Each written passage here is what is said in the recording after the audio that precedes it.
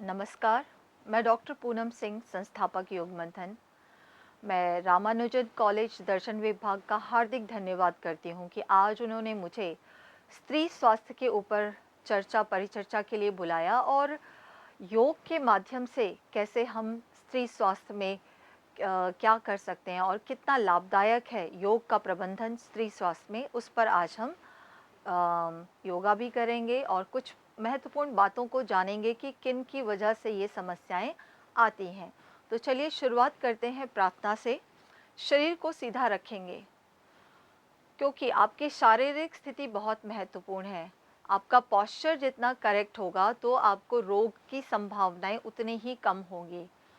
और प्रार्थना किसी भी रूप में हो सकती है। ये आपको अंदर से जोड़ने का एक माध्यम है, अपने मन को शांत करने का एक माध्यम है। तो आइए हाथों को ज्ञान मुद्रा में रखिए और शरीर को सीधा रखिए, कंधे पीछे और नीचे की ओर और आपका वक्षस्थल ऊपर उठा हुआ, आपका शरीर का भार दोनों नितंबों पर बराबर, ताकि आप कहीं भी एक तरफ झुके नहीं। इस स्थिति को लेने के बाद सामने देखते हुए बहुत धीरे से आप कोमलता से आंखों को बंद कर लेंगे। इस प्रकार अपने आप को शारीरिक और मानसिक रूप से योग की यात्रा के लिए तैयार करेंगे। शारीरिक तैयारी आपने की, आपने अपने शरीर को सीधा रखा हुआ है। मानसिक तैयारी के लिए आप श्वास प्रश्वास पर ध्यान देंगे। आपकी श्वास की गति कैसे है, धीरे, तेज, क्या श्वास आपके गर्म हैं, ठंडे हैं? अपने श्वास को देखिए अच्छे तरीके से।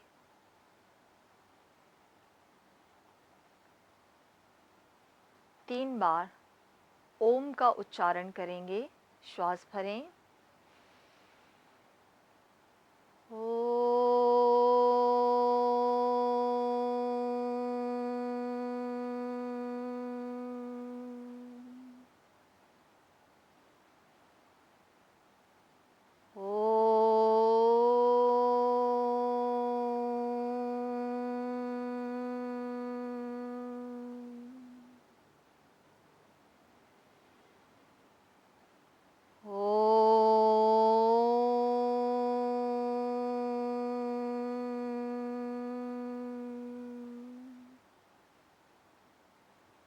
दोनों हाथों को कोमलता से प्रार्थना की मुद्रा में ले आएं।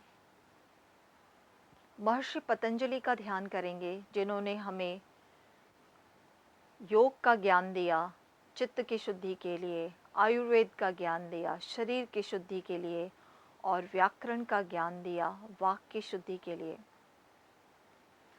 योगेन चित्तस्य पदेन वाचां मलं शरीरस्य च वैद्यकेन योपाकरोत्तं प्रवरं मुनीनां पतञ्जलिं प्राञ्जलिरानतोऽस्मि। आबाहुपुरुषाकारं शङ्खचक्रासिधारिणं सहस्रशिरसं श्वेतं प्रणमामि पतञ्जलिम्। गुरुर्ब्रह्मा गुरुर्विष्णु गुरुर्देवो महेश्वरः गुरुर्साक्षात् परं ब्रह्म तस्मै श्री गुरुवे नमः। हरिः ओम। एक बार पुनः आप सभी को नमस्कार और धन्यवाद। आज का विषय बहुत ही महत्वपूर्ण और गंभीर भी है। स्त्री के जीवन में तीन महत्वपूर्ण पड़ाव आते हैं। स्त्री, पहला मेनार्की और प्यूबर्टी, दूसरा वो फर्टाइल समय जिसमें कि आप गर्भावस्था है और आपकी डिलीवरी है, और उसके बाद आपका मेनोपॉज। ये तीन बहुत महत्वपूर्ण चरण है एक स्त्री स्वास्थ्य के लिए। और अगर हम स्वास्थ्य की दृष्टि से बात करें, जैसे कहते हैं कि अगर शुरुआत ही अच्छी हो, अगर हम बच्चियों को, किशोरियों को पहले से ही समझा दें कि मेनार्की में क्या होने वाला है और उनके शरीर को पहले से ही तैयार रखें, तो आगे जाकर उनका जो भविष्य है, जो आगे जाकर भविष्य में होने वाली गायनी प्रॉब्लम्स है वो नहीं होंगी। तो सबसे पहले आता है हमारा कि प्यूबर्टी के समय उनको अच्छे से गाइड करना और कौन से आसन उनको कैसे शारीरिक और मानसिक रूप से तैयार करना, ये बहुत महत्वपूर्ण है। अब एक मेंस्ट्रुअल साइकिल का रेगुलर होना बहुत इम्पॉर्टेंट है, उसका फ्लो का डिसिप्लिन होना बहुत इम्पॉर्टेंट है। आपके मेंस्ट्रुअल साइकिल या आपके ब्लड का कलर क्या है, ये भी कई बातों पे निर्भर करता है। तो ओवरऑल देखा जाए, अगर हम स्त्री स्वास्थ्य की बात करें तो हेल्दी मेंस्ट्रुअल साइकिल या रिदम का होना बहुत ज़रूरी है। अब वो क्या कारण है, क्या परेशानियां हैं जिसकी वजह से पीरियड्स इरेगुलर हो जाते हैं, स्कैंटी पीरियड्स होते हैं या बहुत ज़्यादा पेन होता है, डिस्मेनोरिया की प्रॉब्लम होती है, मेनोरिया, ब्लीडिंग बहुत ज़्यादा हो जाती है, फाइब्रॉइड्स की प्रॉब्लम हो जाती हैं, गांठें बन जाती हैं। तो वो कौन से वो कारण हैं और उसका निदान हम योग के माध्यम से कैसे करेंगे, आज हम इसके बारे में जानेंगे।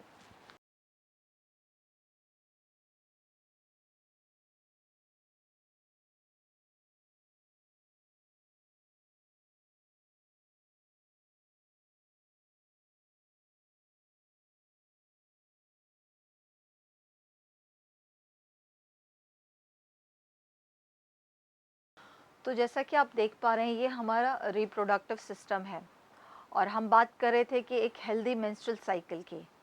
एक हेल्दी मेंस्ट्रुअल साइकिल के लिए आपकी ओवरीज की फंक्शनिंग होना बहुत ज़रूरी है। ओवरीज आपके यूट्रस के दोनों साइड्स में होती है, ठीक।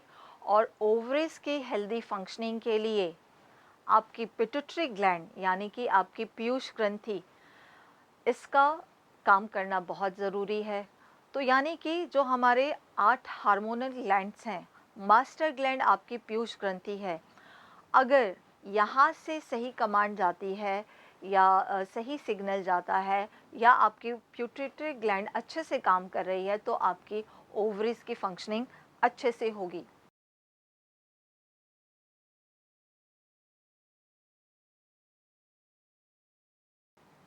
जैसा कि हम ये 8 हार्मोनल ग्लैंड्स देख पा रहे हैं, पिट्यूटरी ग्लैंड के साथ साथ आपका जो हाइपोथैलेमस है वो भी ओवरीज की फंक्शनिंग के लिए बहुत इम्पॉर्टेंट है।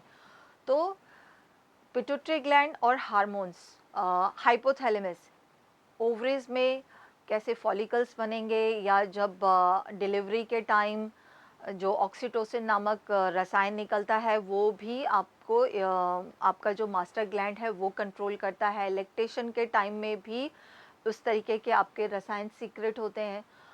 तो इस इन सब बातों से अगर ये सब गड़बड़ हो जाए, सिस्टम अगर हार्मनी ना हो, योग का मतलब है समत्वम, बैलेंस, जुड़ना और सम का भाव, ठीक। अगर बॉडी में कहीं डिसहार्मनी होती है और स्पेशली आपके जो हार्मोनल जो ग्लैंड्स का सीक्रेशन है, अगर वो बैलेंस नहीं होता है तो स्त्रियों में कई सारी गायनी प्रॉब्लम्स हो जाती हैं। तो सबसे पहला पॉइंट है कि हमें हार्मोन्स को बैलेंस करना है। दूसरा पॉइंट है कि हमारी ओवरीज की फंक्शनिंग हेल्दी हो तो हमें अपने पिट्यूटरी ग्लैंड और हाइपोथैलेमस ग्लैंड को, अगर वो सुस्त हैं तो उनको स्टिमुलेट करना है, अगर वो ओवर एक्टिव हैं तो उनको रिलैक्स करना है। दोनों ही चीज़ें बहुत ज़रूरी हैं। इट मीन्स कि हमें अपने नर्वस सिस्टम को बैलेंस करना है, सिंपैथेटिक नर्वस सिस्टम और पैरासिम्पैथेटिक नर्वस सिस्टम। अब हम आगे देखें कि क्या क्या प्रॉब्लम्स आ जाती हैं। आपका जो मेंस्ट्रुअल साइकिल है, अगर उसमें कुछ गड़बड़ी होती है तो क्या क्या प्रॉब्लम्स आ सकती हैं आपके। सबसे पहले इरेगुलर पीरियड्स, वो उसके कई कारण हो सकते हैं। पॉलीसिस्टिक ओवेरियन सिंड्रोम या पॉलीसिस्टिक ओवेरियन डिसीज़, डिसीज़ तक वी कैन कंट्रोल, अगर हमें पहले से ही सिम्टम्स पता चल जाए तो यौगिक मैनेजमेंट के थ्रू वो 100% हम उनको क्योर कर सकते हैं। बट आपकी अगर प्रॉब्लम बहुत ज़्यादा डेवलप हो गई है, इट टर्न्ड इनटू पीसीओएस, तब हम उसकी वजह से जो और कई प्रॉब्लम्स हैं उनको मैनेज कर सकते हैं। और धीरे धीरे, because it is a lifestyle disorder, धीरे धीरे हम लाइफ स्टाइल मॉडिफिकेशंस के through we can address this problem.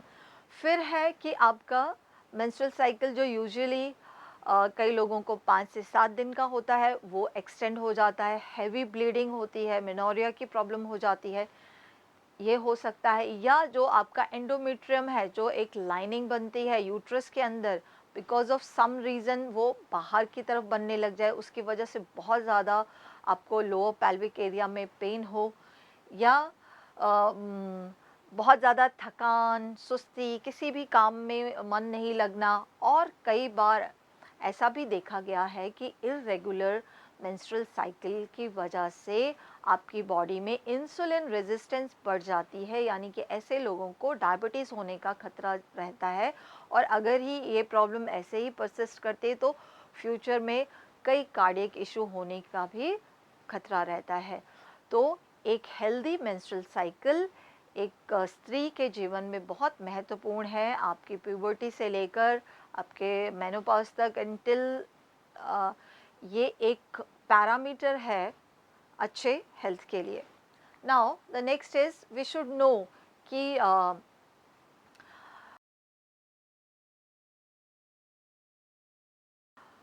Polycystic PCOS syndrome में आपके ओवरीज में क्या हेल्दी ओवरीज और पीसीओएस से अगर आप प्रॉब्लम है तब उसमें क्या प्रॉब्लम हो जाती है, क्या डिफरेंस है।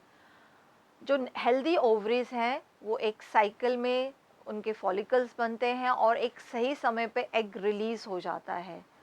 जब पीसीओएस की प्रॉब्लम होती है तो मेल हार्मोन्स ज़्यादा बनने लग जाता है और आपकी बॉडी इतनी ज़्यादा ओवर एक्टिव हो जाती है, मेल हार्मोन्स क्योंकि ज़्यादा सीक्रेट होने लगते हैं, एग कम्प्लीटली रिलीज़ नहीं हो पाते, वो एक पर्ल स्ट्रिंग बन जाती है जब अगर ये प्रॉब्लम प्रोलॉन्ग्ड हो जाती है।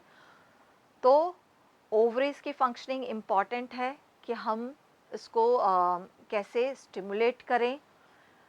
एस्ट्रोजन, प्रोजेस्टेरोन, ये हार्मोन्स आपकी बॉडी में बैलेंस्ड रहें, इसके लिए again the connection is here on master gland, the pituitary gland, ताकि ये जो हेल्दी साइकिल आपका चलता रहे, सही टाइम पर लाइनिंग शेड हो जो कि आपके वजाइना से through the menstrual blood it should goes back और एग को रिलीज करना। सो ये साइकिल आपका पूरा कंप्लीट होना चाहिए।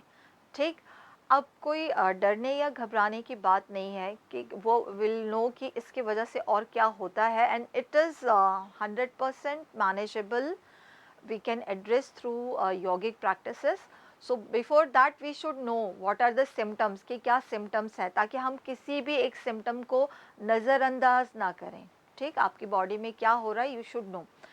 अब ये टॉपिक मैंने इसलिए लिया क्योंकि दिल्ली में सबसे ज़्यादा 22.8% जो फीमेल्स हैं वो इस प्रॉब्लम से जूझ रही हैं और इसका एक मेन कारण है स्ट्रेस।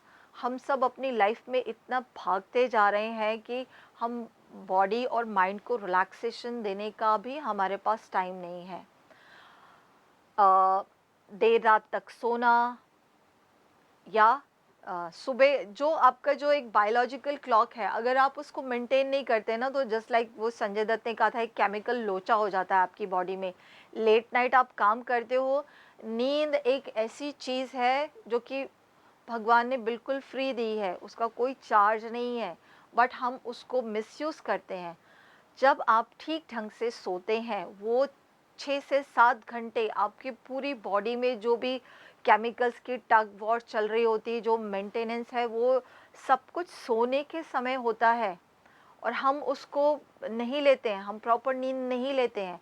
सो नींद लेना बहुत इम्पॉर्टेंट है। आप देखोगे जैसे ही अगर ये आपकी हैबिट हो जाती है कि रोज़ आप देर रात तक जग रहे हो और फिर सुबह के टाइम में जब बॉडी से एलिमिनेशन का, एक्सक्रेशन का टाइम है, at that time we are sleeping, तो पूरा साइकिल गड़बड़ हो जाता है। ठीक, तो पीसीओएस की प्रॉब्लम में क्या होता है, अनवांटेड हेयर्स आ जाते हैं आपके, और जो हमने बात की कि फॉली एग रिलीज़ नहीं हो पाते, वो सैग बढ़ जाता है, तो उसमें इन्फ्लामेशन आ जाती है, और पेल्विक पेन, और सबसे ज़्यादा वेट मैनेज करना बहुत मुश्किल हो जाता है। वेट बढ़ता रहता है, आप कुछ भी कर लें लेकिन वेट कंट्रोल नहीं हो पाता है। और किसी भी चीज़ में आप अपने आप को पुश कर रहे होते हैं, इतना लेथार्जिक और डल हम फील करते हैं। तो पीसीओएस में ये सारी प्रॉब्लम्स होती हैं। देन नेक्स्ट, ये अगर आप समझें कि this is the takeaway of this session, इसको जैसे मैंने कहा, नींद को हम बहुत अंडर एस्टिमेट करते हैं। सेम वे हमारा जो बॉडी स्ट्रक्चर है, जो फ्रेम है, उसको, जो नेचुरल एस कर्व है हमारी स्पाइन का, पहले वो मेंटेन करना। फिर नीचे लोअर पार्ट में आप देख रहे हैं there is a pelvic floor muscle in red colour, और ये आपकी जो बॉटम की 3 ओपनिंग्स हैं इसको सपोर्ट करता है। ये एक हैमॉक की तरह, एक झूले की तरह बीच में है। So I will show you from sideways. We usually stand like this, और we usually stand like this, the shoulders are going back and this is coming forward. या तो ऐसे रहते हैं या ऐसे रहते हैं। आपका ये जो लोअर पार्ट है, जो आपके स्पाइन का सबसे जो लोअर पार्ट है, हमारा जो सैक्रम रीजन है, इसको हम हमेशा, ये जो लंबर स्पाइन है, इसको कॉन्केव है ये, बट इसको हम ओवर करते हैं। So we stand like this. ठीक, चेस्ट बाहर आ गई, कंधे नीचे गए, तो हमारा पॉस्चर अगर ख़राब होगा ना, पॉस्चर ख़राब होने से neck pain, shoulder pain, asthma, depression, low confidence, stomach pain, stomach अपने आप बाहर जाएगा, क्योंकि स्टमक के लिए कोई बोन नहीं है जो उसको सपोर्ट करके रखे, और सब जगह बोन है, सिर्फ स्टमक में नहीं है। और स्टमक को सपोर्ट करने वाली जो बोन है, लंबर स्पाइन, उसको हम ओवर कॉन्केव कर देते हैं, तो ये पेट आपका बाहर चला जाता है। ठीक, इसकी वजह से आपके जो पेल्विक की अलाइनमेंट है वो डिस्टर्ब हो जाती है। पेल्विक की अलाइनमेंट डिस्टर्ब होती है तो नी पेन का issue, heel pain, foot pain, क्योंकि हमारी सेंटर ऑफ ग्रेविटी, आप देख रहे हैं, इसमें चेंज हो रही है। इफ़ यू आर स्टैंडिंग, और जितने भी डिप्रेस्ड पर्सन होंगे ना, आप देखेंगे उनके कंधे आगे आ रहे हैं।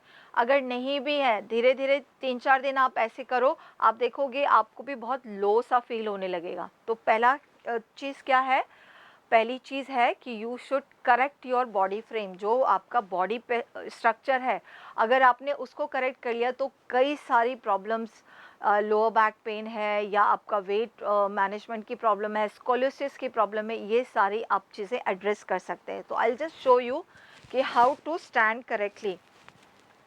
उसके बाद आप देखेंगे लोग ज़्यादातर ऐसे खड़े होते हैं, पंजे बाहर करके।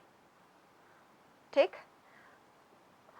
एड़ी अंदर है, पंजे बाहर हैं। ये भी कुछ सालों बाद आपको बैक पेन देगा, नी पेन देगा।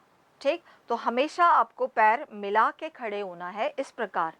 To to heel it should be in one line. आप मिला के खड़े हो सकते हैं, बॉडी वेट ज़्यादा है तो you can keep your feet parallel like this.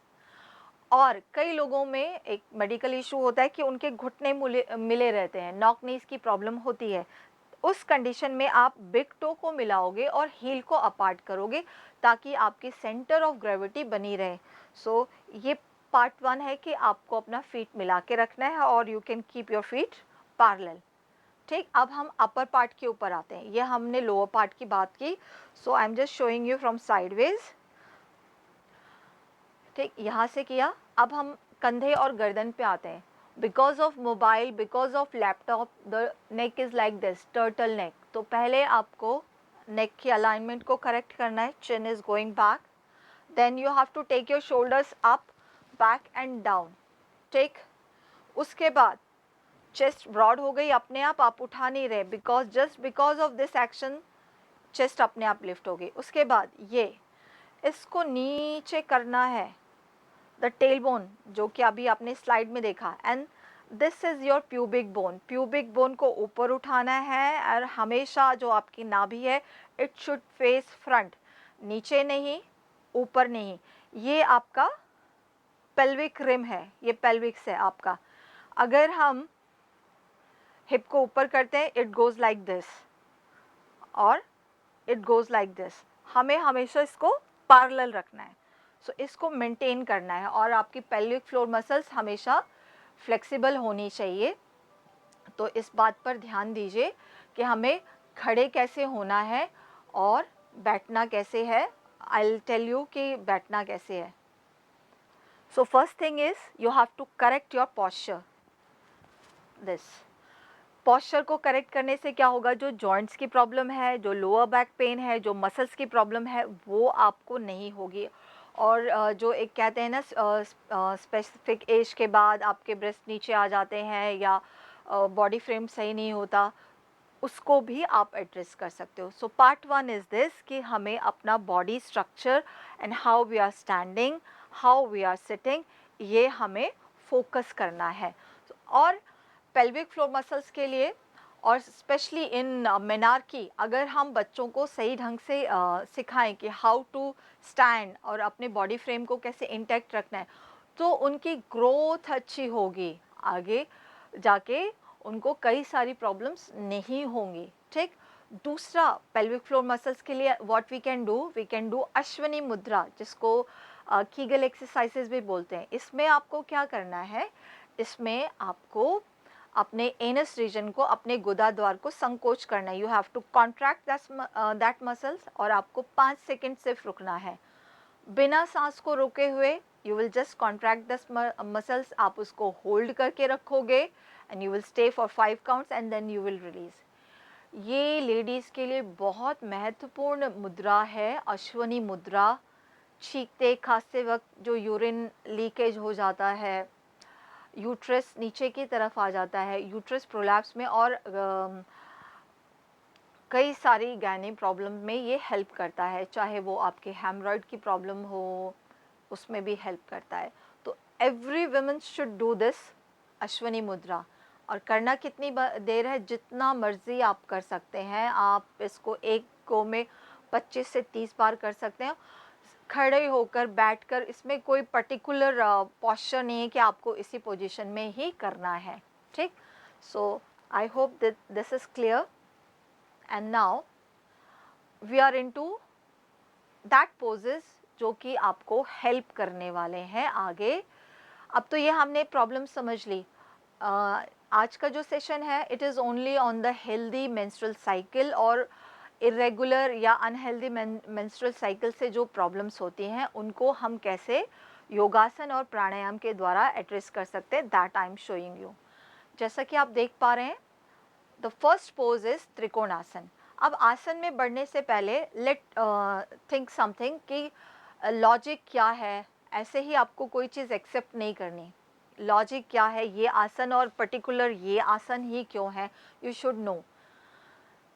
Healthy menstrual cycle के लिए जितने आप इन्वर्टेड पोजेस करेंगे, जैसे कि शीर्षासन हो गया आपका, जैसे आपका अधोमुख वृक्षासन हो गया, जितने भी इन्वर्टेड पोजेस जिसमें सिर नीचे है और पैर ऊपर है, उन आसनों से क्या होता है, आपकी पिट्यूटरी ग्लैंड और हाइपोथैलेमस ग्लैंड स्टिमुलेट होती है, उसमें हार्मोन्स का सिक्रेशन अच्छा होता है। That's why we should be doing the all inverted poses for एक स्त्री स्वास्थ्य के लिए हर एक स्त्री को बिना किसी डर के इन्वर्टेड पॉस्चर्स को ज़रूर प्रैक्टिस करनी चाहिए। और अगर आप उम्र के उस पड़ाव में हैं जिसमें अब आप नहीं कर सकते, कई सारे मेडिकल इश्यूज़ हैं, उसमें भी आई विल टेल कि आप क्या मॉडिफाई करके कर सकते हैं। प्रैक्टिस करने से पहले आप ये ध्यान रखिए, अगर आपको हाइपरटेंशन है तब आप इन्वर्टेड पोजेस नहीं करेंगे। और हाइपरटेंशन में कहीं पे भी आप ब्रेथ को बहुत ज़्यादा होल्ड करके नहीं रखेंगे। नेक इश्यूज़ हैं तो आप ध्यान रखिए गर्दन की वो मूवमेंट, तब आपको पूरा सपोर्ट लेकर करना है ताकि आपके गर्दन पर स्ट्रेन ना आए। अगर एस्मा की प्रॉब्लम है, अगर एक आसन को 10 सेकंड रोकना है तो आप सिर्फ 3 या 5 सेकंड रोकिए और वापस आ जाइए। यानी कि अपने आप को बहुत ज़्यादा ओवर एक्सर्ट या एग्जॉस्ट नहीं करना है, ये आपको ध्यान रखना है। अगर आपको हार्निया की शिकायत है तो आप पीछे मुड़ने वाले आसन नहीं करेंगे, इस बात का ध्यान रखिए। और अगर आपको कोई कार्डियक इशू है तो भी आप बैक बेंडिंग आसन्स नहीं करेंगे। ठीक, ये कुछ ध्यान देने वाली बातें हैं जो कि हम प्रैक्टिस करने से पहले आपको ध्यान रखें। और ये अच्छा रहेगा कि अगर आप किसी योग शिक्षक की गाइडेंस में अगर आप काम करें तो योग को कोई भी आपको मेडिकल इशू है तो ध्यान से करना है। ऐसा नहीं है कि योग आपके लिए नहीं है, हम कर सकते हैं, लेकिन उसमें कुछ मॉडिफिकेशंस के साथ हम कर सकते हैं। अब इन्वर्टेड पोजेस के बाद दूसरा जो महत्वपूर्ण पोज है, जो कि सबको अभ्यास जिसका करना है, वो आपके सारे बैक बेंडिंग पोजेस हैं। पीछे झुकने वाले जो आसन है वो आपके एड्रिनल ग्लैंड को स्टिमुलेट करते हैं और वो आपके ओवरीज को भी अच्छे से स्ट्रेच करते हैं। ठीक, तो पहले इन्वर्टेड पोजेस, फिर पीछे झुकने वाले पोजेस और फिर आगे झुकने वाले पोजेस, वो फॉरवर्ड बेंड से क्या होता है कि आपके जो पेल्विक एरिया में या जो आपके रिप्रोडक्टिव सिस्टम को अच्छे से वहाँ पे ब्लड सर्कुलेशन इम्प्रूव होता है। योग में दो चीज़ें महत्वपूर्ण हैं। जब भी हम कहीं किसी हिस्से में खिंचाव लाते हैं तो क्या होता है, आपका ब्लड सर्कुलेशन यानी कि रक्त संचार अच्छा होता है और ऑक्सीजनेशन यानी कि आपका जो प्राण संचार है वो अच्छा होता है। जब ये दोनों चीज़ें बैलेंस्ड होती है तो रोग की संभावनाएं बहुत कम होती हैं और अगर कोई रोग हो भी गया है तो वो धीरे धीरे ठीक होने लगता है। तो ये आसन करने से पहले कुछ चीज़ें थी जो आपको मैं बताना चाहती थी। अब हम आते हैं खड़े होकर करने वाले आसन। तो 84 लाख हैं, लेकिन आज जो मैंने सीक्वेंस बनाया है स्त्री स्वास्थ्य के लिए, वो लगभग आपकी सारी समस्याओं को वो ठीक करता है, इसीलिए उसको किया है। एक आसन को करना कितनी देर है, अगर आप बिल्कुल नए हैं तब आप सिर्फ इसको 5 या 10 सेकंड तक रोकिए। ठीक, और अगर एक बार आपको अभ्यास हो गया है तो आप इसको 30 सेकंड तक और फिर आप 1 मिनट तक भी कर सकते हैं। अपनी क्षमता अनुसार ही आपको करना है। अब जैसे पहला अभ्यास है हमारा त्रिकोणासन और अधोमुख श्वानासन। तो त्रिकोणासन के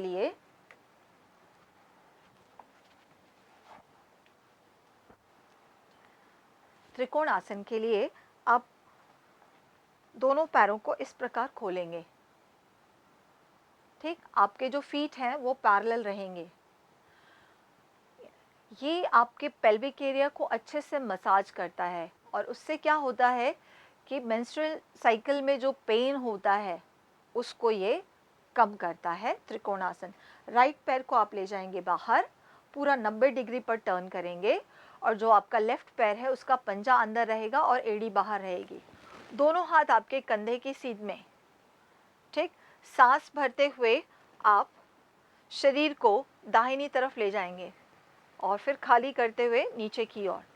अब आप अपनी शारीरिक क्षमता के अनुसार, अगर आपका हाथ यहाँ तक पहुँच रहा है तो आप यहीं तक रखिए, यहाँ तक पहुँच रहा है यहीं तक रखिए, लेकिन कभी भी आप ज़मीन को टच करने के लिए आप नीचे की तरफ नहीं जाएंगे, फिर हमारा त्रिकोणासन खत्म हो जाएगा, लेटरल बेंडिंग खत्म हो जाएगी। तो अभ्यास से फिर आप इसको ज़मीन तक भी ले जा सकते हैं या इतना भी रख सकते हैं। करना क्या है, कई बार हम ऐसे कर रहे होते हैं त्रिकोणासन, आपको ये शरीर को आगे रखना है। जो मैंने आपको बताया था कि नाभि हमेशा आगे की तरफ रहेगी, उसका पालन करना है। ठीक, अगर आपको कोई गर्दन की समस्या नहीं है तो आप गर्दन को घुमाकर हाथ की अंगूठी की तरफ देख सकते हैं, अन्यथा आप सामने रख सकते हैं। नेक इश्यूज में आप सामने ही रखिएगा। और क्या ध्यान देना है, पीछे वाला पैर है उसको अच्छे से प्रेस करके रखना है और फिर सांस भरते हुए आप ऊपर आ जाएंगे। धीरे से आप राइट पैर को अंदर करेंगे। इसको दोबारा से देखिए, लेफ्ट साइड से। क्या इंपॉर्टेंट है, जब हम लेफ्ट पैर को टर्न कर रहे हैं तो बॉडी टर्न नहीं हो रही है। ठीक, हम सिर्फ ये ग्रॉइन एरिया से टर्न कर रहे हैं, इस प्रकार। अब सांस खाली करते हुए उसी तरीके से we are doing the lateral bending, exhale करते हुए we are reaching here, chest broad, chest को क्लोज नहीं करना, it should be broad and then you have to look up. Pose में रुकते हुए सांस को रोकना नहीं है, श्वास प्रश्वास आपकी चलती रहेगी इस प्रकार। और धीरे से वापस राइट पैर को अंदर ले आएंगे और इसका अभ्यास आप 2 बार करिए। अब यही त्रिकोणासन आप पीरियड डेज में भी कर सकते हैं, इवन इसको प्रेगनेंसी में भी कर सकते हैं, लेकिन आपको सपोर्ट के साथ करना है। और अगर आपको कमर दर्द है तो भी आपको सपोर्ट के साथ करना है, जैसे कि मैं ये चेयर के साथ कर रही हूँ। उसी तरीके से आप पैर को बाहर ले जाएंगे। अब सांस भरते हुए और सांस खाली करते हुए आप हाथ चेयर पर रखेंगे। चेयर नहीं है तो आप दीवार की तरफ भी हाथ रखकर कर सकते हैं, बस आपको शरीर को ऐसे झुकाना नहीं है, आपको प्रेस करना है और लिफ्ट करना है। चेयर यहाँ पर रहेगी। अगर और ज़्यादा बॉडी में टाइटनेस है तो आप चेयर के पीछे वाले भाग से इस प्रकार पकड़ सकते हैं, और इस आसन को आप प्रेगनेंसी में भी कर सकते हैं। तो ये तो त्रिकोण आसन था सपोर्ट के साथ। अब हम अगले आसन पे आते हैं जो कि अधोमुख वृक्षासन है और बहुत महत्वपूर्ण है, और ये इन्वर्टेड पोज भी है, बैलेंसिंग भी पोज भी है। ठीक, तो करना कैसे है और इसके भी क्या मॉडिफिकेशंस है उसको देखेंगे हम। इसके लिए आप ऐसे घुटनों के ऊपर आ जाएंगे, दोनों हाथों को आगे रखेंगे, पैरों की उंगलियों को इस प्रकार रखते हुए सांस खाली करते हुए, अगर आप बिल्कुल नए अभ्यासी हैं तो एड़ियों को उठा के रखिए इस प्रकार, और अगर आपका अभ्यास है तब आप एड़ियों को नीचे रखेंगे और इसमें रुकने का प्रयास करेंगे। आपकी पीठ सीधी होनी चाहिए, गोल नहीं होनी चाहिए। हाथों को अच्छे से प्रेस करते रहिए and you will stay here अपनी क्षमता अनुसार। गर्दन को बहुत ज़्यादा नीचे नहीं लेकर आना, यहाँ रखना है। ठीक, अब इसमें क्या मॉडिफिकेशंस हैं। अगर आप हार्ट पेशेंट हैं, आपको कोई नेक इशू है, तब आप सिर के नीचे, अपने माथे के नीचे एक सपोर्ट लगा सकते हैं, जैसा कि मैं यहाँ पर ये तकिए का इस्तेमाल कर रही हूँ। अगर आपके पास घर में योगा ब्रिक्स है तो आप उसको भी यूज़ कर सकते हैं, ये किसी भी चीज़ का। सेम वही अधोमुख श्वानासन इस प्रकार।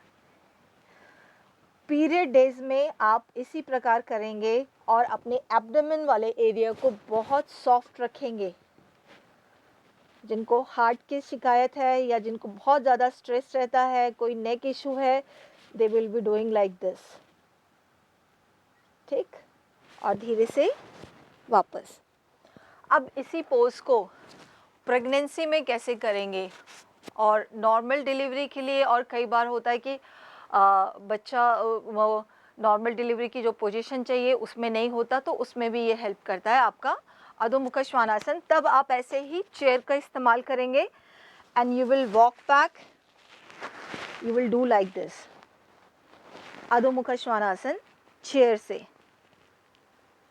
अगर आपको कोई घुटने की समस्या है, ऐसे आप फर्श पर नहीं नीचे जा सकते, तब भी आप अधोमुख श्वानासन इस प्रकार कर सकते हैं और फिर सहारे से वापस आप इस तरीके से आ सकते हैं।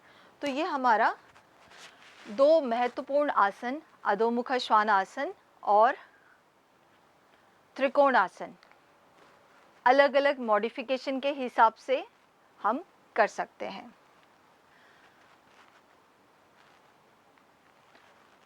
अगले जो 2 अभ्यास हैं वो हैं फॉरवर्ड बेंड के।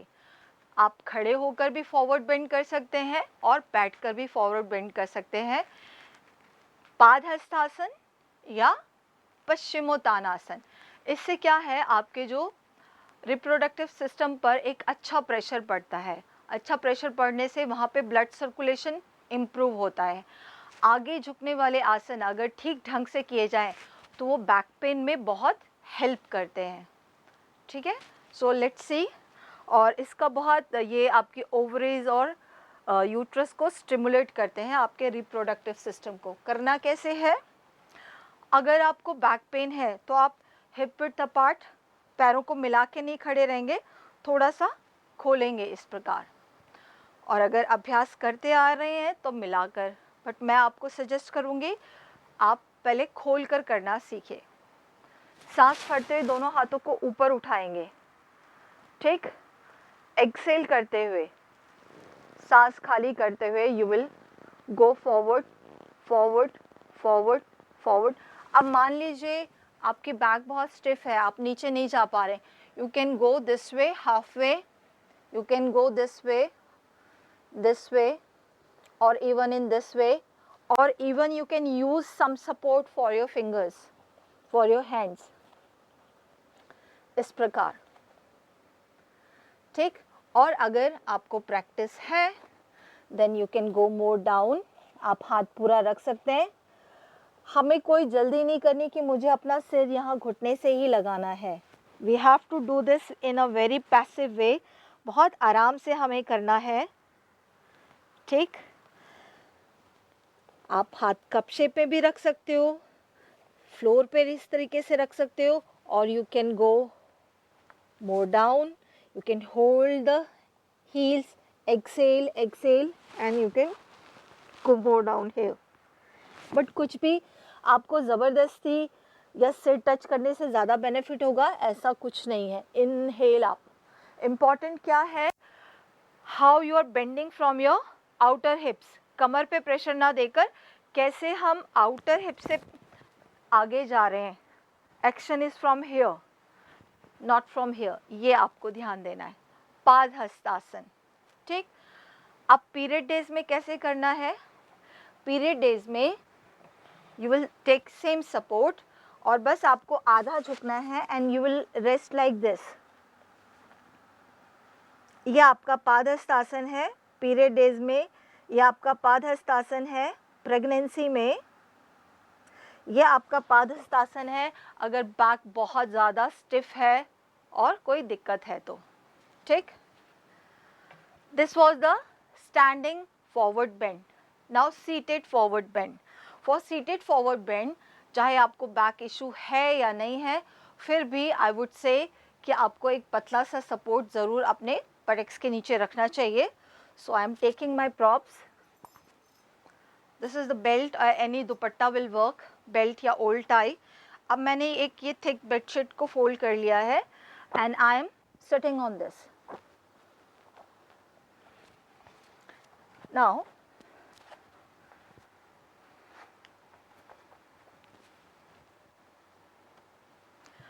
जैसे हमने सीखा था कि खड़े कैसे होना है सीधा, we should learn how we have to sit. चाहे आप योगासन कर रहे हैं या otherwise also you are sitting, so never sit like this, the back is rounding and the weight is going back, okay? So how you have to sit, fingers cup shape में, you will press, you will lift your chest up. toes बहुत important है, कभी भी अपने पैरों को डल नहीं रखना, either you should flex your toes or you should point your toes.